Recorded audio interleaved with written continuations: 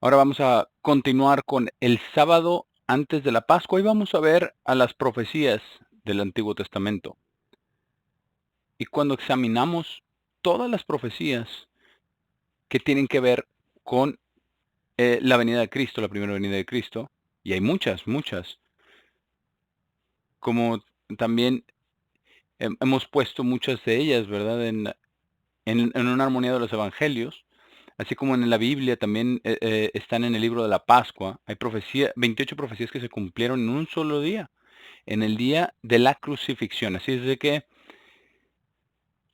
después de que Cristo vino y fue crucificado, puesto en el sepulcro y levantado al tercer día, Él se apareció a los discípulos. Y los judíos de aquella generación no tenían excusa.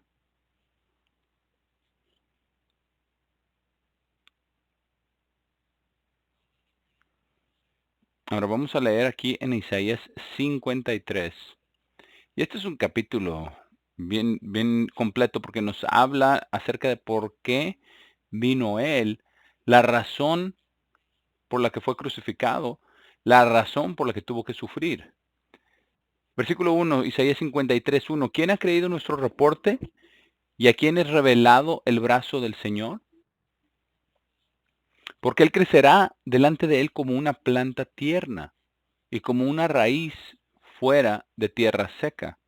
Él no tiene forma ni hermosura para mirarlo, ni belleza para desearlo. Era un hombre ordinario.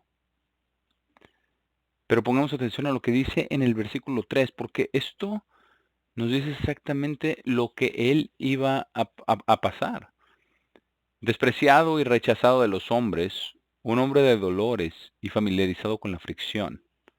Y por así decirlo, escondimos de él nuestras caras. No, no quisimos creer en él.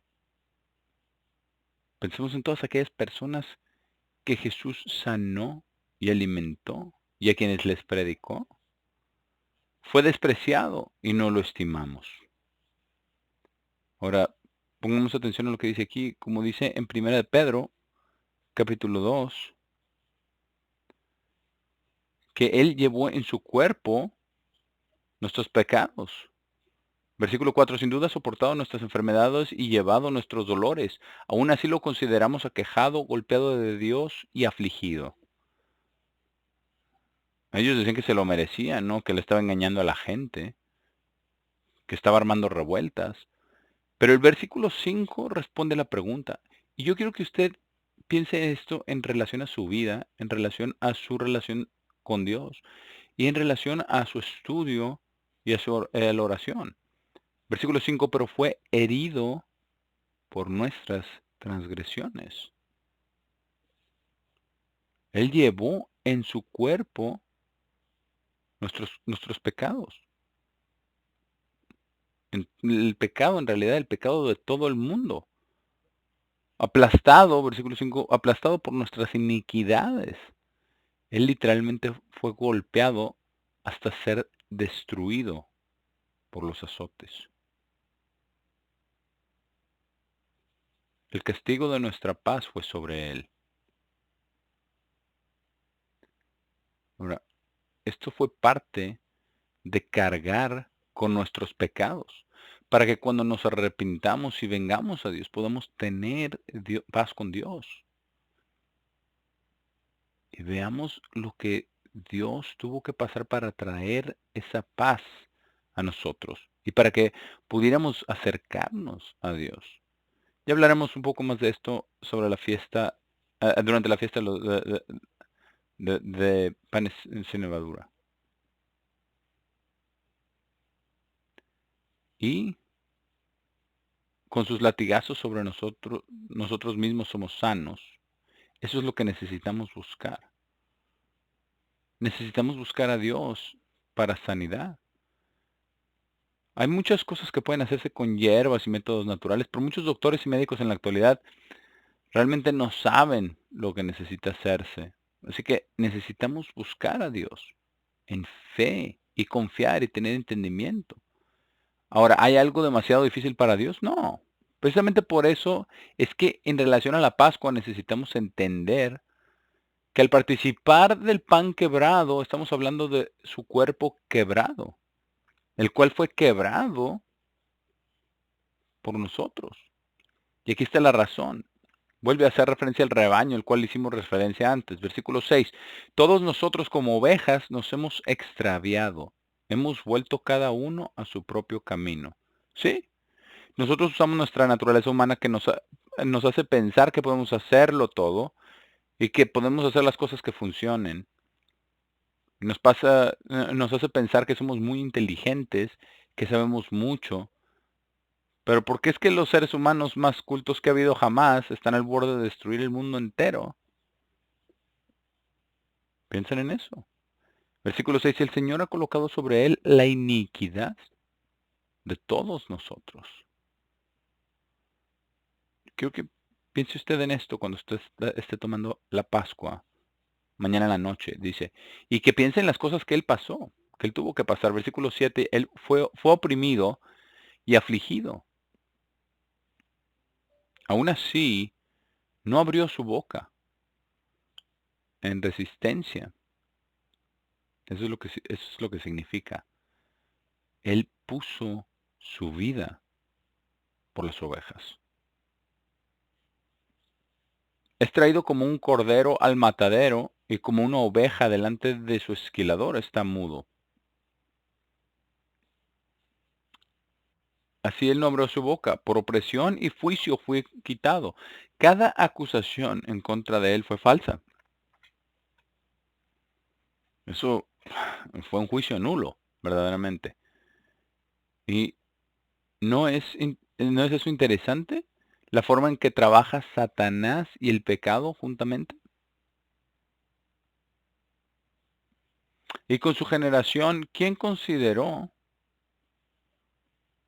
que fuera cortado de la tierra del viviente? Por la transgresión de mi pueblo, fuera aquejado.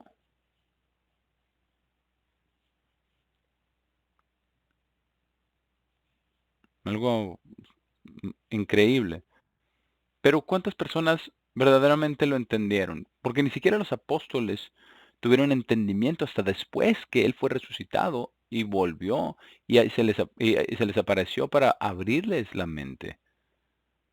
¿A dónde? Ahí está, a toda la ley, a los profetas y los salmos, todo lo que él iba a tener que padecer. Así que es posible que les haya mostrado todo esto que viene aquí en Isaías 53. Versículo 9. Y él hizo su sepultura con el malvado y con el rico en su muerte, aunque no había hecho violencia, ni hubo ningún engaño en su boca.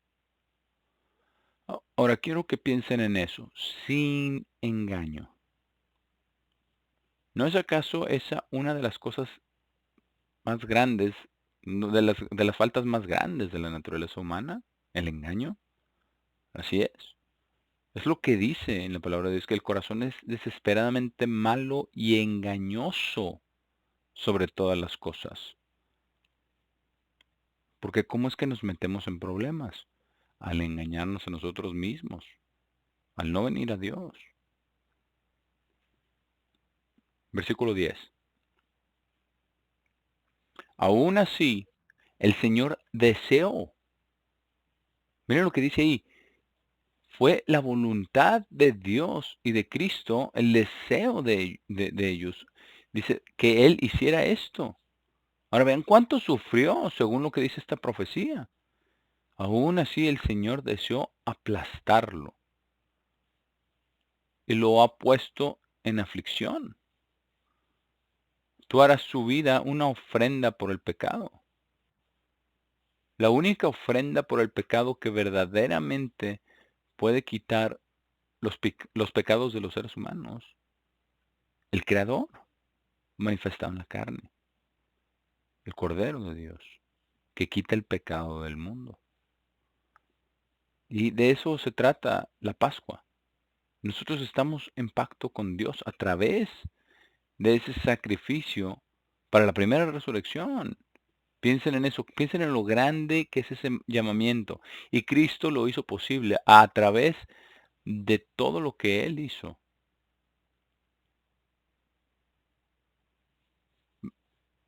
Él verá su semilla. En otras palabras, Él va a ver a todos aquellos quienes entren en el reino de Dios, que han sido engendrados por el Padre. Él verá su semilla, prolongará sus días. ¿Cómo? Por la resurrección. Dice, y que el propósito del Señor pueda prosperar en su mano. Ese mismo propósito de Dios. Para que todos aquellos quienes vengan a Él en arrepentimiento y puedan tener el perdón de sus pecados, reciban el Espíritu Santo y tener la oportunidad de crecer en gracia y en conocimiento y en carácter, construir el carácter que Dios quiere que tengamos, lo cual es representado por la fiesta de panes sin levadura. Versículo 11, verá el tormento de su alma. Vaya que sí. ¿Y qué fue lo que dijo cuando estaba en la cruz? Elí, Elí, lama sabactani, que eso significa, siendo interpretado, Dios mío, ¿por qué me has abandonado?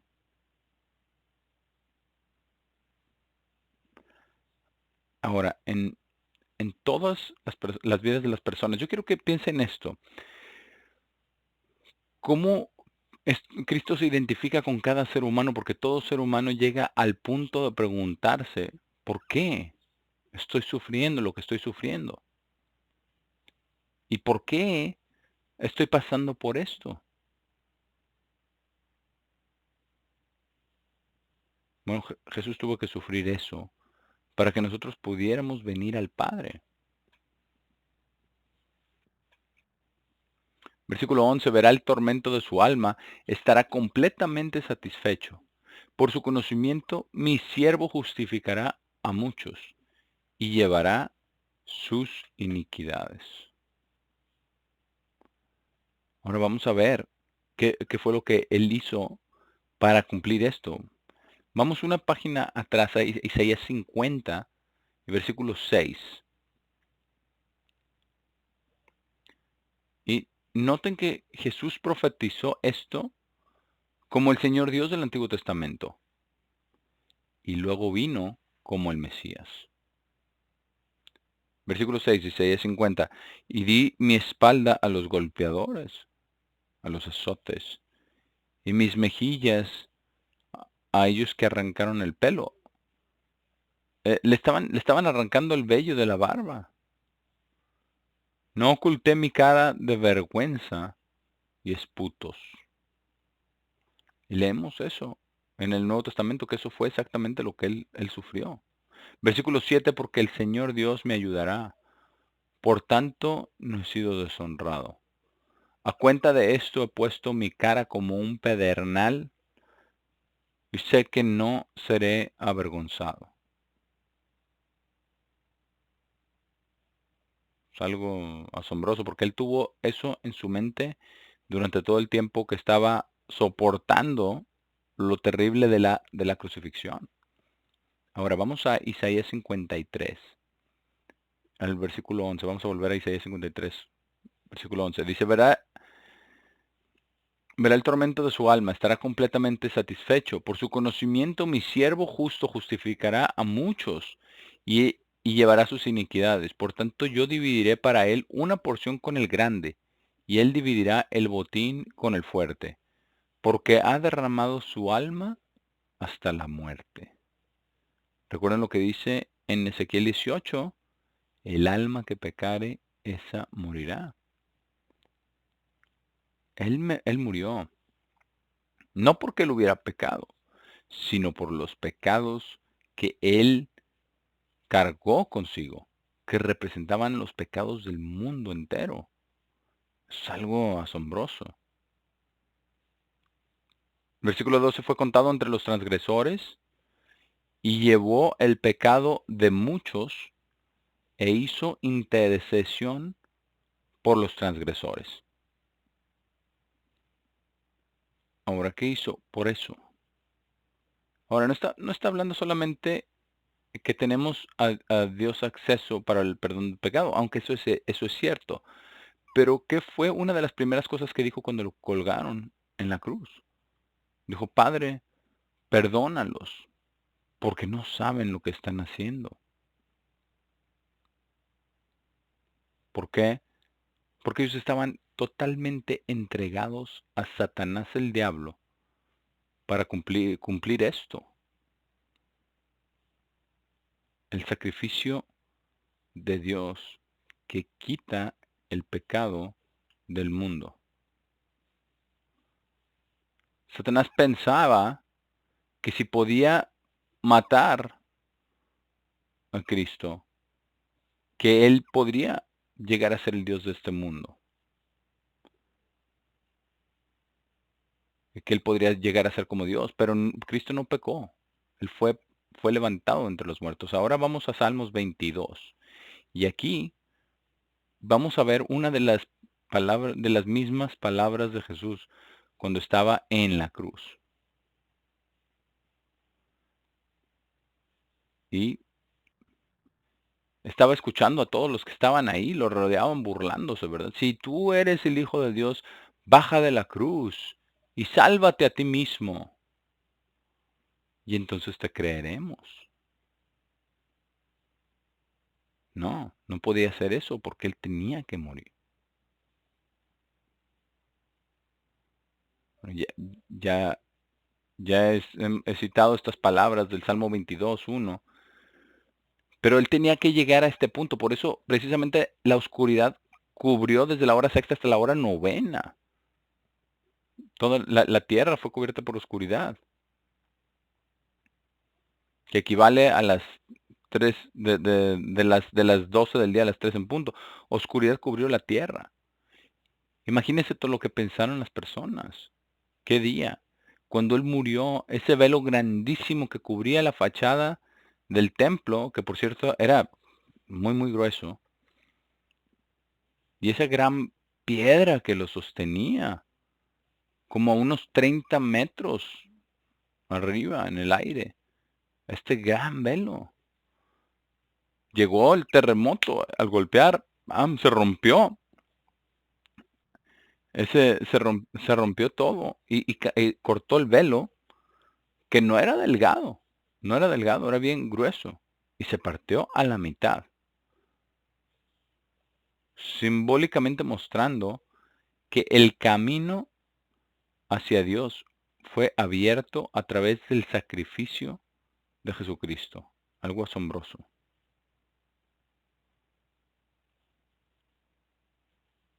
Salmo 22. Y esto habla acerca de los mismos sentimientos, emociones, de todo lo que estaba pasando. Y recordemos que Jesús, al ser el Señor Dios del Antiguo Testamento, fue quien profetizó estas palabras. Así es de que él sabía lo que le iba a pasar. Versículo 1: Dios mío, ¿por qué me has abandonado? ¿Y por qué estás tan lejos de ayudarme y de las palabras de mi gemido? Él tuvo que hacer esto solo.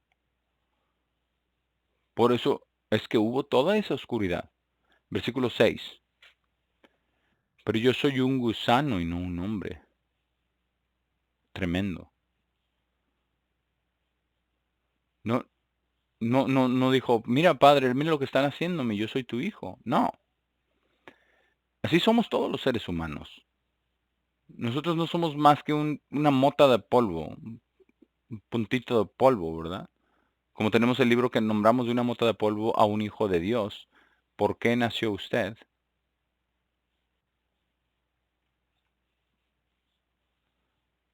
Y dice: un reproche de hombre despreciado por la gente, después de todo lo que había hecho. Piense usted en esto por un momento. Incluso aquellos a quienes alimentó, a quienes les predicó, a quienes sanó, terminaron despreciándolo. ¿Por qué? Por causa de la naturaleza humana. Pongamos atención aquí en el versículo 7, dice: todo el que me ve se burla de mí. Ellos sacan el labio, sacuden la cabeza diciendo: él confió en el Señor, líbrelo él, rescátelo él, ya que se deleite en Él. Bueno, el rescate vino 3 días después, con la resurrección. Versículo 9. Porque tú eres quien me sacó del vientre. Estaba reflexionando en su vida desde que nació como ser humano, haciéndome confiar mientras estuve en los senos de mi madre. Fui echado sobre ti desde el nacimiento. En otras palabras, desde la concepción y nacimiento de Jesucristo, todo esto se llevó a cabo en el tiempo que Dios había determinado. Tú eres mi Dios desde el vientre de mi madre. No estés lejos de mí, porque el problema está cerca, porque no hay nadie quien ayude. Muchos toros me han rodeado, fuertes toros de Bazán me han rodeado. ¿Y qué es eso? Eso es una referencia a Satanás y a los demonios. Estaban ahí rodeándolo, probablemente riéndose, burlándose, incitando a la gente a odiar a Jesús y burlándose, incitando. Incluso Satanás mismo estaba ahí, porque recordemos que Satanás estaba ahí en la misma Pascua, en la persona de Judas Iscariote. Así es de que este fue el pináculo, lo más grande que Dios podía hacer para proveer un sacrificio por los pecados de los seres humanos. Versículo 13, ellos abrieron amplio sus bocas a mí, como un león voraz y rugiente. Soy derramado como agua, y todos mis huesos están fuera de su articulación. Mi corazón es como cera, está derretido en medio de mis entrañas. Así como cuando nos quedamos débiles, ¿verdad? Ya no hay nada. Él estaba muy débil. Y él tuvo que derramar toda su sangre. Recordemos como uno de los soldados fue y con una lanza y se la clavó en el costado para asegurarse de que estuviera muerto y probablemente le perforó el corazón para asegurarse que cada gota de sangre fuera derramada. Versículo 15. Mi fuerza está seca como un tiesto, y mi lengua se aferra a mis mandíbulas. Perros me han rodeado, una banda de malhechores me ha rodeado. Han traspasado mis manos y mis pies. Qué tan directo y qué tan definitivas fueron estas profecías de las cosas que él iba a tener que padecer en el sacrificio. Algo increíble. Me has traído al polvo de la muerte. Puedo contar todos mis huesos. Ellos miran y se recrean conmigo. Podrían ver hacia abajo, ¿verdad? Ver sus huesos. Dividen mis vestidos entre ellos y echan suertes sobre mi vestidura. Y eso es lo que dice. Eso es lo que sucedió exactamente. Cada una de estas cosas sucedieron. Puede usted ir al capítulo 27 de Mateo y leerlo. Y ahí están todos también los paralelos en los evangelios de Marcos, de Lucas y también de Juan. Si es de que piensen en eso. No fueron 2 ni 3, sino 4 los testigos escritos de la verdad. Y dejaron por escrito la identidad de Jesucristo como el Salvador del mundo y la crucifixión por el pecado del mundo. Versículo 19.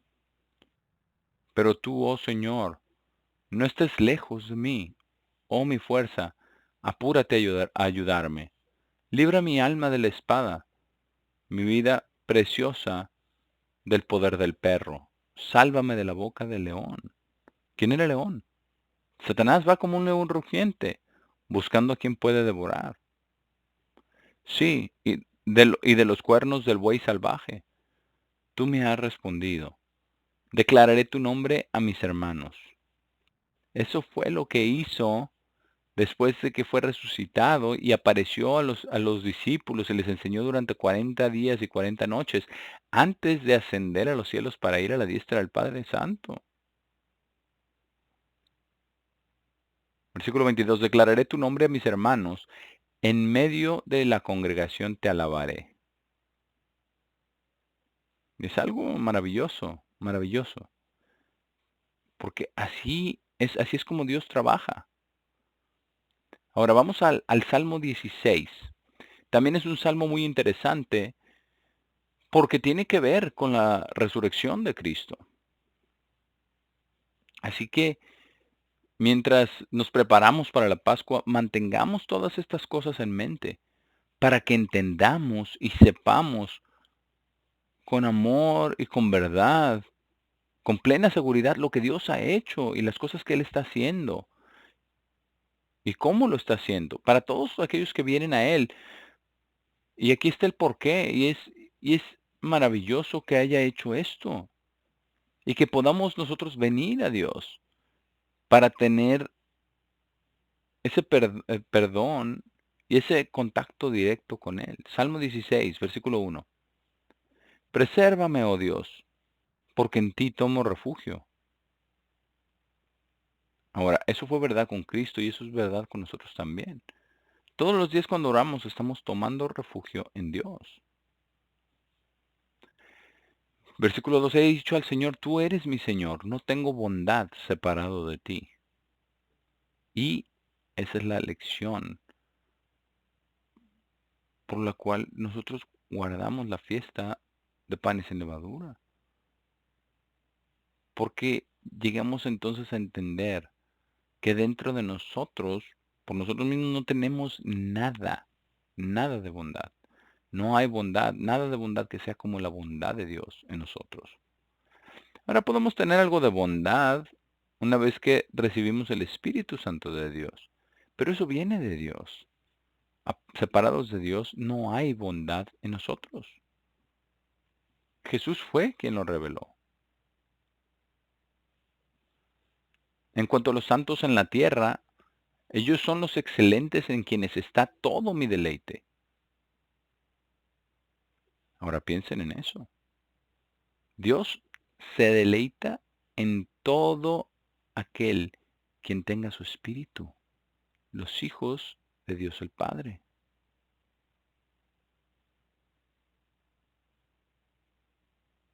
Versículo 4.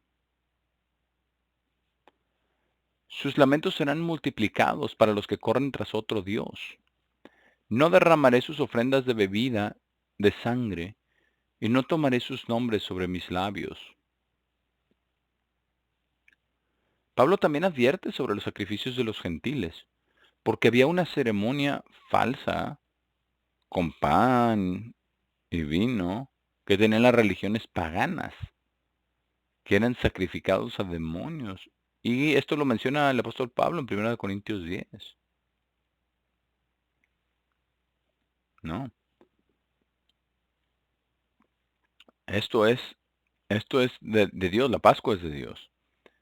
No, pero aquí dice el salmista, no, nosotros no tenemos parte en esas otras celebraciones, y lo rechazamos. Versículo 5, el Señor es la porción de mi herencia y de mi copa. Esa es la copa de la Pascua. Tú defenderás mi parte. Las líneas han caído para mí en lugares placenteros. Sí, yo tengo una hermosa herencia. En otras palabras, está describiendo cómo nuestras mentes van a ser abiertas o son abiertas para el poder y las maravillas de la palabra de Dios y a la herencia que Dios tiene para todos nosotros en su familia. Versículo 7. Bendeciré al Señor, quien me ha dado consejo. Mi corazón también me instruye en las noches. He colocado al Señor siempre delante de mí. Y eso fue lo que Jesús siempre hizo. Y esto es lo que nosotros tenemos que hacer. Y es por eso que nosotros tenemos la oportunidad de vencer, de crecer, de cambiar en todas estas cosas. Porque Él está a mi derecha, no seré movido. Porque Él estaba confiando siempre en Dios el Padre para poder soportar todo esto y no ser movido, no ser avergonzado, a pesar del hecho de que fue la voluntad de Dios el destrozarlo. Versículo 9. Por tanto mi corazón está contento y mi gloria se regocija. Mi carne también descansará a salvo, porque no abandonarás mi alma en la tumba, ni permitirás a tu santo ver corrupción. Y eso fue exactamente lo que pasó con Cristo. ¿No es eso lo que, de lo que Pedro habló en Hechos 3 y en Hechos 2? Sí, exactamente. De que Él fue levantado de los muertos. Versículo 11, me has conocido el camino de la vida. En tu presencia está la plenitud de gozo, viéndose el futuro de entrar en el reino de Dios. Y por supuesto que en el caso de Jesucristo se refería a recibir de vuelta la vida eterna, de la cual Él se despojó cuando vino a la tierra como ser humano. Ahora vamos ahora al Salmo 23. Vamos al Salmo 23.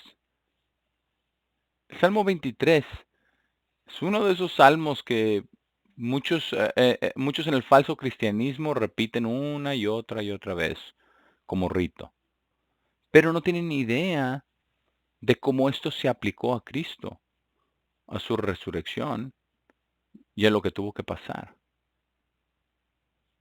Versículo 1, Salmo 23, versículo 1, el Señor es mi pastor, nada me faltará. Ahora, la primera vez que yo leí esto, ¿por qué no querrían al Señor? Porque dice que nada, es que aquí es, la traducción dice, es que no les faltará nada. Está traducido correctamente, nada me faltará. ¿Porque acaso a Cristo le faltó algo? Nada en absoluto. Versículo 2, Él me hace acostarme en pastos verdes, me guía junto a las tranquilas aguas. Él restaura mi alma, como a través del poder de la resurrección. Me guía en las sendas de justicia por amor a su nombre. Todo lo que hace, todo lo que hizo, Dios lo guió. Él siempre oraba a Dios de día y de noche. Tenía el Espíritu de Dios. Fue Dios en la carne, sirvió a la gente, sanó a los enfermos, levantó a los muertos, alimentó a los hambrientos. Versículo 4. Sí, aunque camine a través del valle de sombra de muerte, que sí caminó ese valle, caminó precisamente por ese valle y tuvo que ser puesto en la tumba y después ser levantado de los muertos. Dice, no temeré mal, porque tú estás conmigo, tu vara y tu callado, ellos me consuelan. Siempre confiando en Dios, a pesar de las circunstancias, a pesar de de lo devastador y lo mortífero que sería. Versículo 5, preparas una mesa para mí en la presencia de mis enemigos. Unges mi cabeza con aceite, mi copa rebosa. Y eso es cierto. ¿Acaso no sucedió eso? ¿Acaso no fue él ungido antes de la Pascua en preparación para su entierro? Ujú. Sí, así es. Eso también lo vemos en los evangelios. Versículo 6, ciertamente bondad y misericordia me seguirán todos los días de mi vida. Todas las cosas que hizo durante su vida como ser humano y después, todo lo que hizo después de la resurrección, ahora hasta el resto de la eternidad. Ahora, veamos cómo este salmo nos muestra lo que necesitamos nosotros también hacer. Tenemos que mantener nuestros ojos en la meta. Eso es lo que es importante. Nada más en este mundo es más importante que esta siguiente afirmación en nuestra vida. Dice, y viviré en la casa del Señor para siempre.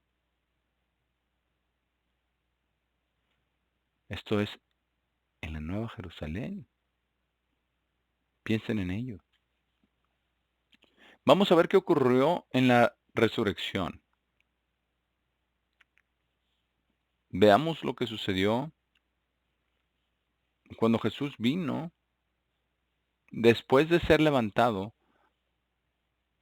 para presentarse ante Dios el Padre y decirle a Dios el Padre, de cara a cara, está cumplido. he hecho lo que necesitábamos hacer. Imagínense eso. Así que aquí está lo que sucedió en el cielo cuando Él fue levantado para venir a Dios el Padre. Salmo 24, versículo 7. Salmo 24, 7.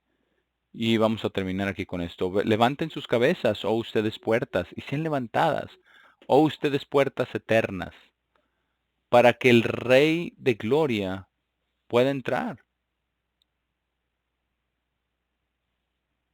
Luego ellos preguntan, versículo 8, ¿quién es el Rey de la Gloria? El Señor, fuerte y poderoso, el Señor, poderoso en batalla. ¿No fue esa acaso una batalla poderosa entre Jesucristo y Satanás el diablo?